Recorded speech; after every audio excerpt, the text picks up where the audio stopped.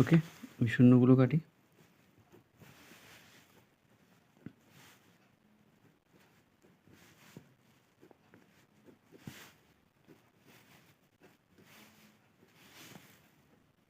আমি 12 কাটছি না, কারণ 12 কোথাও কাটা যাবে, কোথাও কাটা যাবে না, তাই কাটছি না। এটা হচ্ছে কত? 50।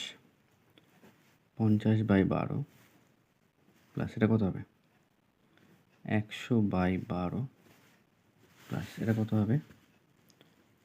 150/12, 200/12 প্লাস 250/12 প্লাস 300/12। এবার আমি কী করছি? 1/12টা কমন নিয়ে নিচ্ছি। তাহলে কী থাকবে? 1/12 কমন নেওয়ার দরকার নেই, যেহেতু আমি তোমাদের একটা জিনিস শিখিয়েছিলাম, যদি লসাগু সেম থাকে তাহলে 12ই লসাগু হবে। আর ওপরে কী হবে? প্লাস থাকলে সব কটা প্লাস করে দাও, আর মাইনাস থাকলে সব কটা মাইনাস করে দাও।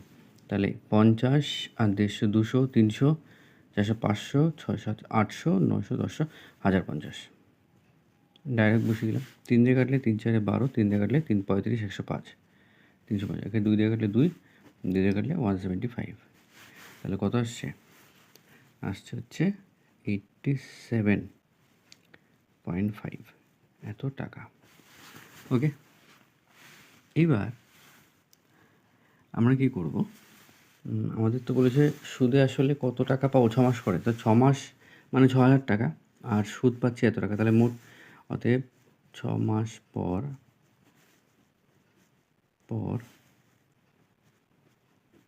সুদে আসলে